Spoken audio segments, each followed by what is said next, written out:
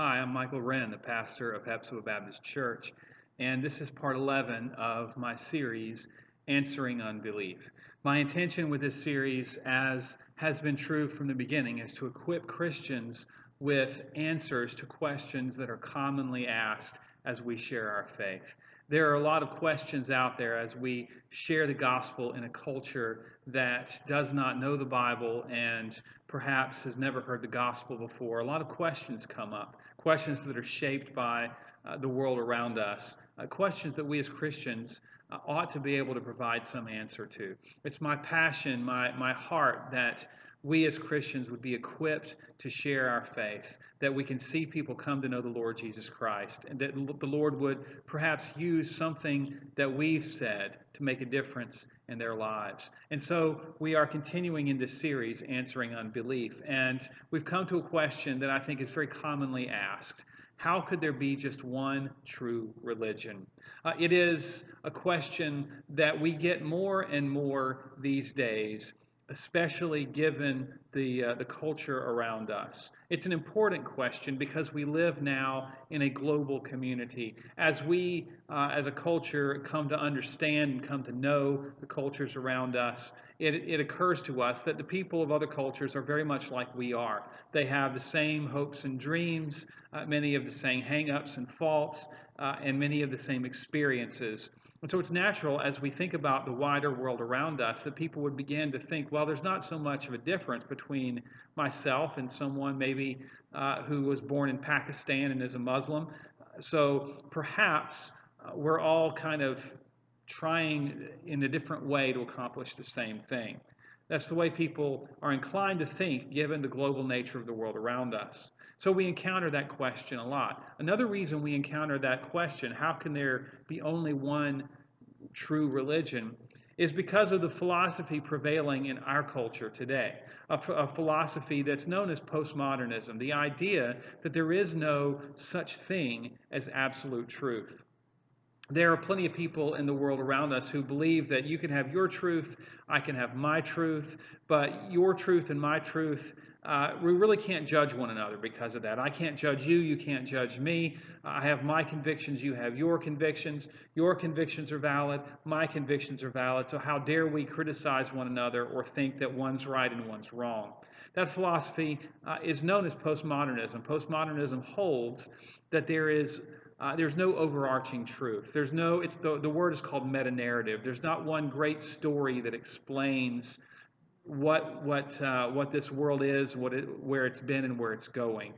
And so for that reason, there's no one truth. If that were the case, well, there's a lot of problems with that. If it were the case that there's no absolute truth, then of course there couldn't be one true religion. We're all just kind of taking a stab in the dark. But there are problems with this idea.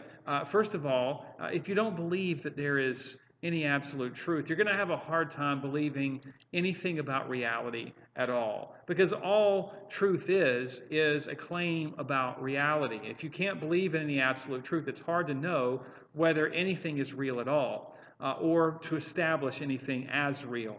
So that's a real problem.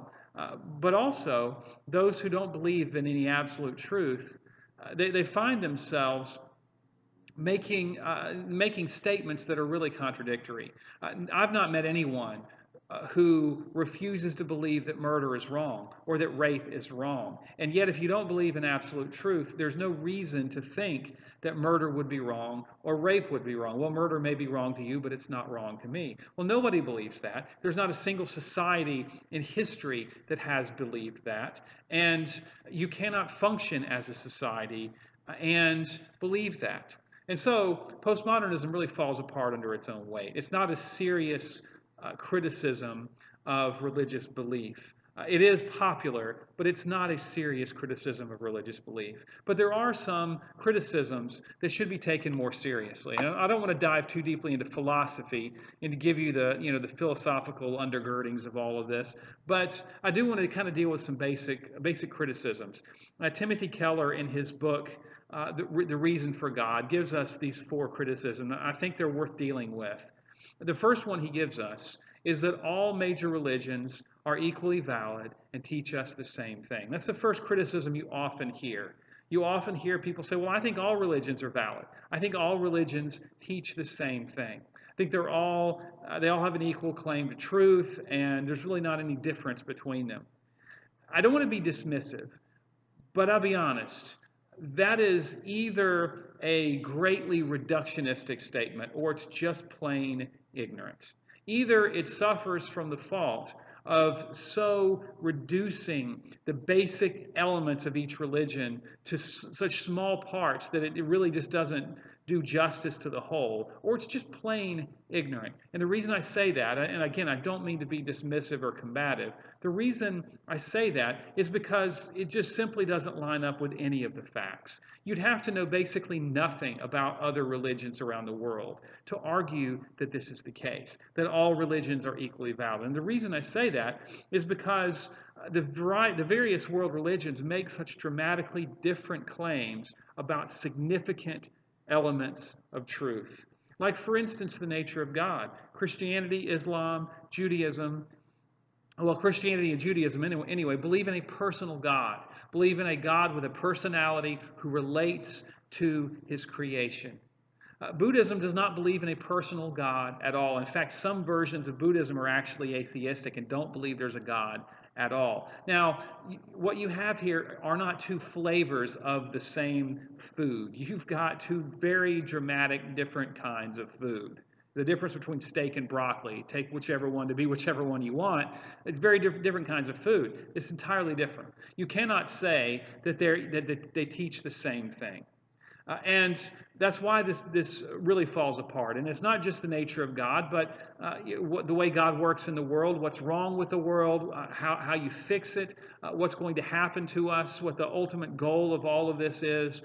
In each of these significant areas of worldview, the various world religions have dramatically different understandings of reality. And so, you can argue that they are all wrong, but you cannot argue that they are all equally correct. It just doesn't work. That criticism doesn't work. Perhaps more importantly, maybe a criticism that's more important to deal with is this, that all major religions see part of the truth, but none sees the whole truth. This is a very common objection. All major religions see part of the truth, but none sees the whole truth. And you've probably heard the analogy of the blind men and the elephants. It goes like this, that four blind men and have never heard of an elephant, and they're all investigating an elephant to try to figure out what it is. And, one has his hand on the trunk and describes the trunk. One has his hands on the legs, or a leg, and describes the leg. One's got the tail and is describing that, and so forth. You get the idea. And so the analogy is supposed to demonstrate that we as human beings are all making an attempt to explore the divine, whatever that is.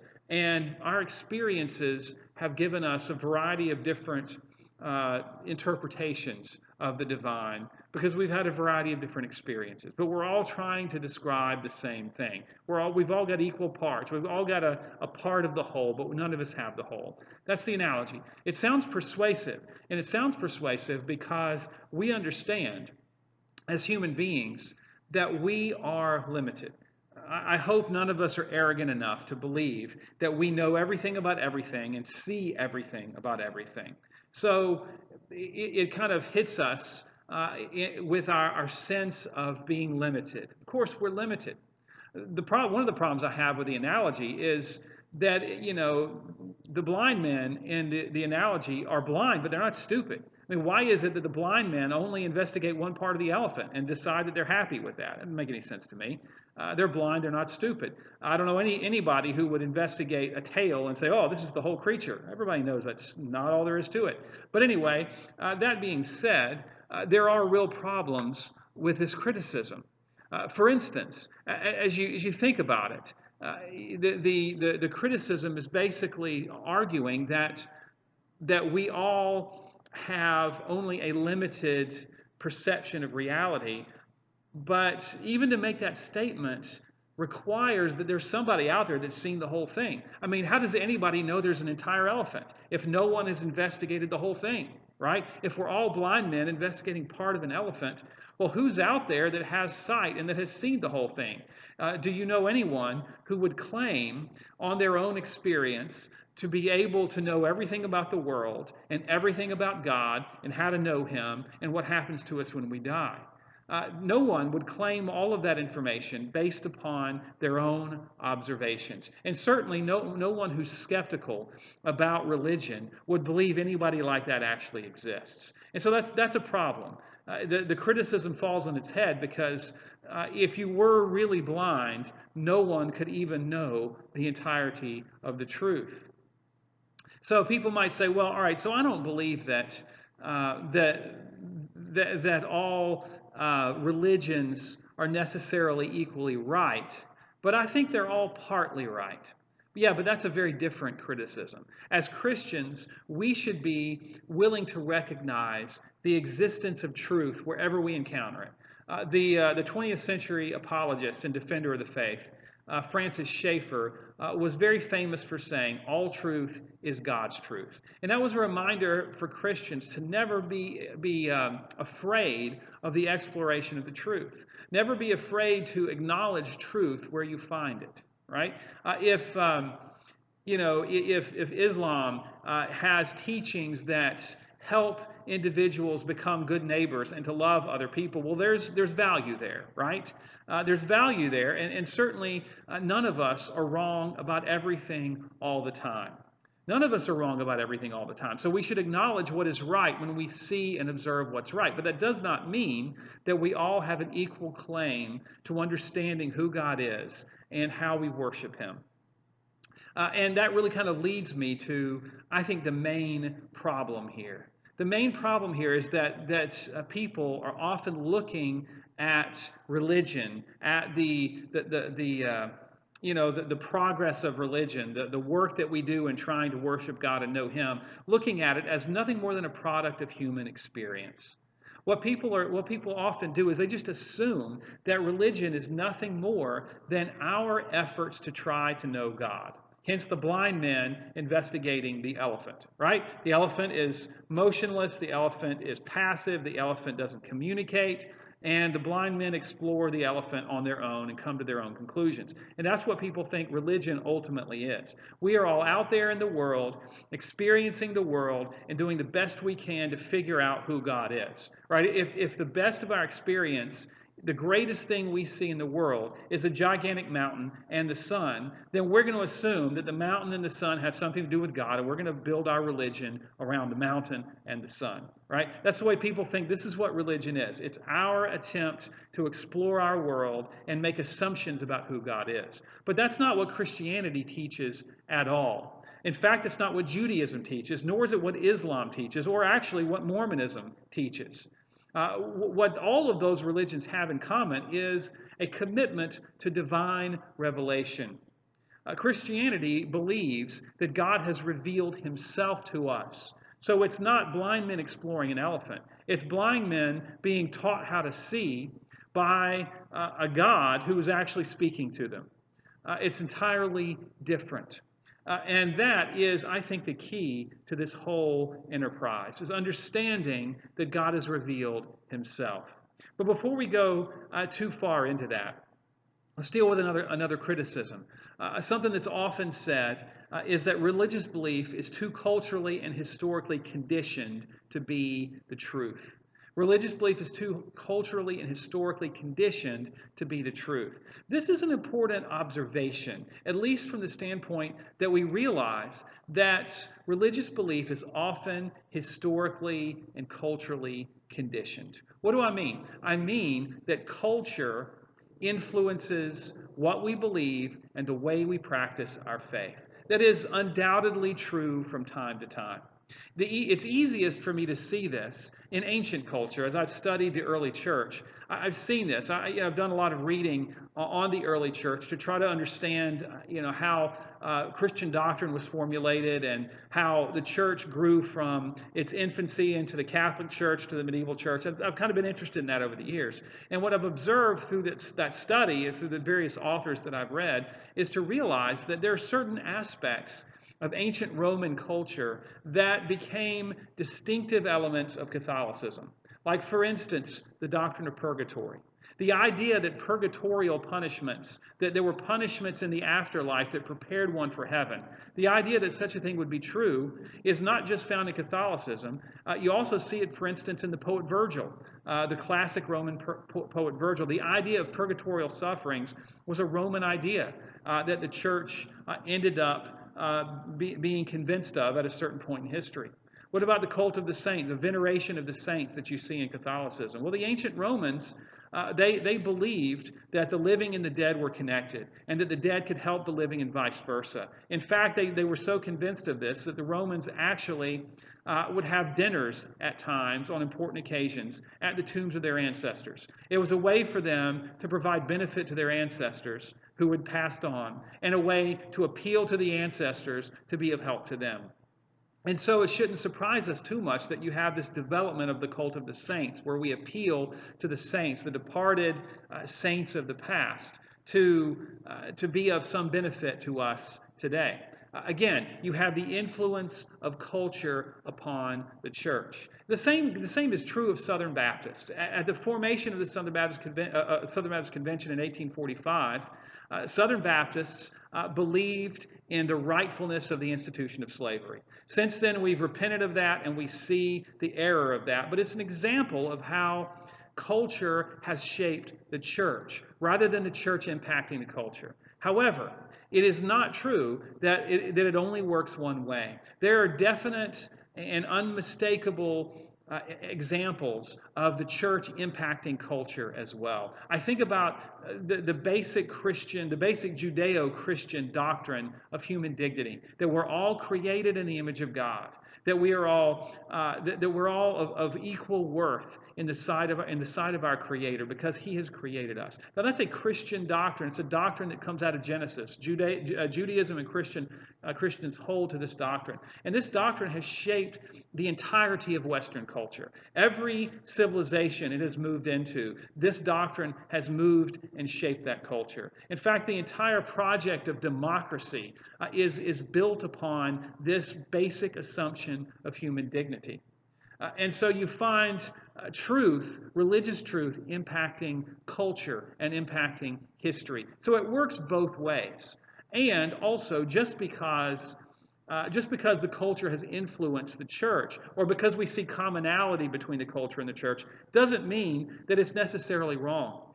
For instance, what if Jesus really had taught purgatory? What if Jesus had taught that there were purgatorial sufferings? Well, just because Virgil believed it before Jesus taught it, supposedly, wouldn't mean that we would reject it, right? What matters is what Jesus teaches. So now, Jesus didn't teach that purgatory was real, so it's just a hypothetical example. But you see my point. The point is that it doesn't matter whether the church has been influenced by the culture or the culture has been influenced by the church. None of those things has anything to do with whether or not a religion is actually true. It is an important observation, and one that should humble us as we think about how maybe some of our ideas about religion aren't always guided by the Bible. They should be, by God's revelation. We should be guided by God's revelation. We should be willing to look at the world around us, even things that we have accepted all of our lives and never really questioned. If we find it contradictory to the Bible, we should be willing to get rid of it, because the Bible should shape our understanding of the world. But that criticism about religion simply doesn't hold. And so the final thing that Keller brings up that I think is also worth commenting on is people often say it's arrogant to insist that your religion is right and to work to convert others. But again, if this religion is correct, then it is right that we should work to convert others. People who make this criticism assume that there is no valid religion. They're assuming that there's no way to know whether or not there is a valid religion. They're assuming that if there is no truth and there is no way to know truth, then it's arrogant for us to impose ourselves on other people. But if there really is a God, and that God really has spoken, and He's spoken clearly and distinctly, then that is something that every human being should know. Every human being is under an obligation to hear and heed this message.